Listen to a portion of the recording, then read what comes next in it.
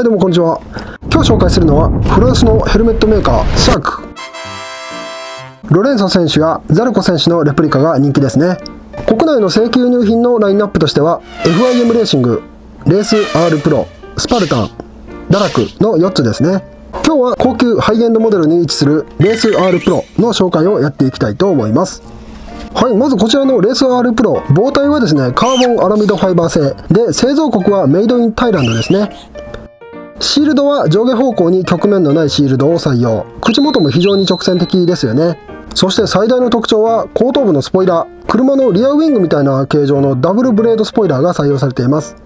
左右のディフューザーは前方から風を吸い込み、狭い通路を通過することで流速が速くなり圧力が下がります。これも前回の新井さんのヘルメットの部分で話しましたね。流速が速くなった風は後頭部下向きに方向を変えて流れます。そして頭頂部を通過する風も左右のディフューザーの壁面が通路を狭めることで流速を上げてますね。そしてウィングの下側を通過するようになっています。しかし膨体付近の風というのは流速が遅いですので、その上にあるウィング2段目で膨体から離れた速い流速を取り込んでいるんですね。結果膨体とウィングの間を通る風は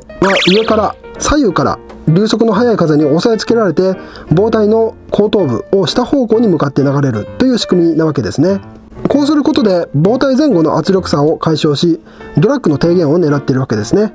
実際私は被って使ってみた感じだと80キロから100キロぐらいの安定感が非常に高かったですね。まさに前傾でのスポーツバイク高速域専用デバイスというような印象がありますよね。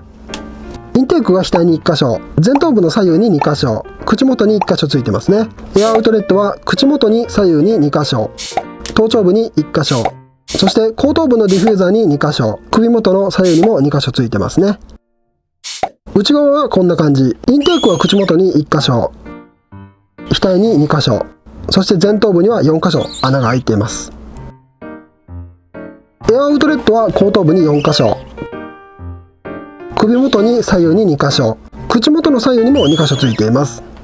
ベンチレーションの感じ方は全体的には控えめですね。額のベンチレーションは風が直接肌に当たるよう設計されてますが、前頭部左右のインテークは、なんとなく入ってきてるのがわかるかなという程度ですね。口元のインテークは開口部が大きいですので風はしっかり入ってきますね。また内側にはフィルターを備えてまして、上下逆さにすることで穴を塞ぐこともできます。エアアウトレットの穴も多めに設けられてはいるんですが、全体的にはですねベンチレーションはちょっといまいちかなという印象ですね。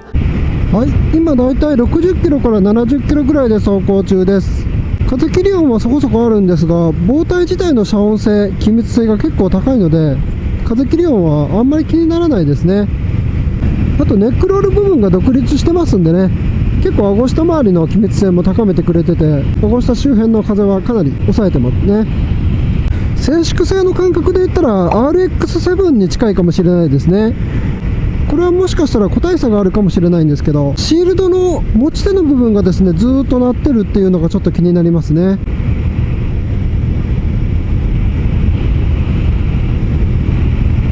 こうして押さえるとちょっと音がやみますね。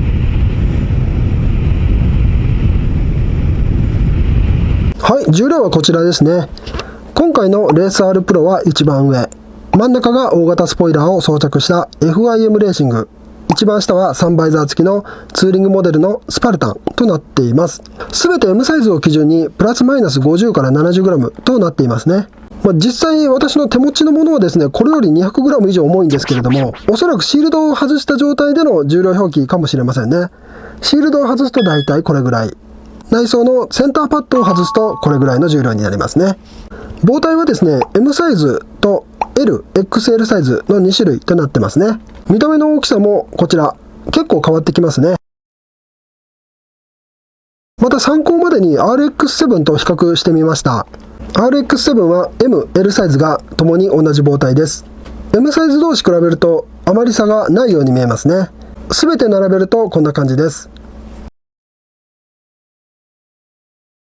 内装についてはですね、海外のモデルとワイズギアが販売する国内のモデルで特に違いはありません。まず入り口ですが、チンガード一体型ネックパッドがついてますんで、かなり狭いですね。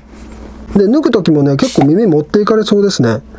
センターパッドは前後方向に長い欧米型のセンターパッドです。AGV の海外仕様よりは丸く作られているようですけれども、それでも国産ヘルメットがぴったりっていう方はね、頭頂部が浮いている感じっていうのは出てくると思います。そして全体的にやはり被りは浅いですね。チークパッドは被りがやや浅いせいもあって、頬骨の前面で支える感覚というのが非常に強いですね。またチークパッドのイヤースペース、これも非常に狭いので耳の収まりがやや窮屈です。スピーカーホールはパッドの裏にちゃんとありますんで、インカムは大丈夫ですね。